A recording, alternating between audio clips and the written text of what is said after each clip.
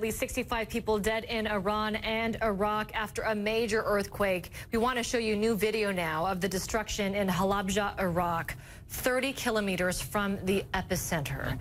The city lies on the border between the two countries, and you can see the destruction there. 61 deaths have been reported in Iran, 4 in Iraq. Those are the numbers right now. The 7.3 magnitude quake was felt throughout the country, and the Prime Minister says he is closely monitoring the situation.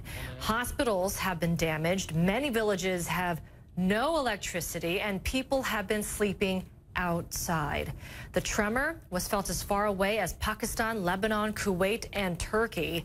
The Turkish Red Crescent says it is sending tents, heaters, beds, and blankets to quake victims in Iraq.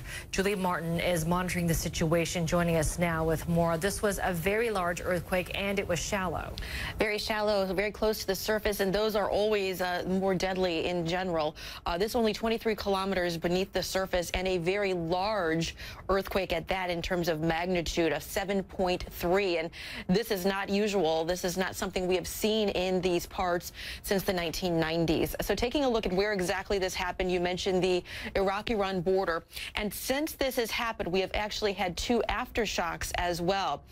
This one here and this one to the south. So one to the west, one to the south. And that is really pretty typical when you have an earthquake of this magnitude, that you would see some pretty sizable aftershocks coming in behind it. And that is what we have been dealing with. One of those a 4.5, one a 5.3. So still pretty powerful.